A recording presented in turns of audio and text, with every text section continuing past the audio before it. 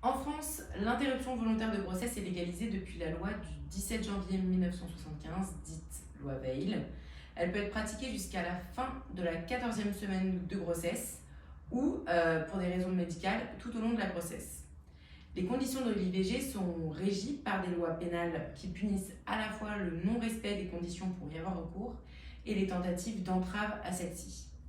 La loi constitutionnelle du 8 mars 2024 a introduit une modification essentielle à l'article 34 de la Constitution, énonçant que la loi détermine les conditions dans lesquelles s'exerce la liberté garantie à la femme d'avoir recours à une interruption volontaire de grossesse. Cette disposition vise à prévenir toute tentative future de restreindre cette liberté par le biais de la législation. En effet, bien que le Conseil constitutionnel n'ait pas conféré à cette liberté une valeur constitutionnelle, ni la Cour européenne des droits de l'homme, ni la Cour de justice de l'Union européenne ne le consacraient non plus. Avec cette modification, la France devient le premier pays à inscrire dans sa constitution le droit à l'avortement, affirmant que cette décision relève de la seule appréciation des femmes.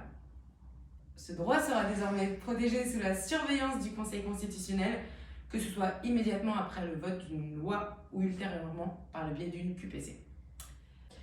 Le 8 mars, lors d'une cérémonie officielle publique au ministère de la Justice et en présence du président de la République, la loi a été scellée dans la Constitution.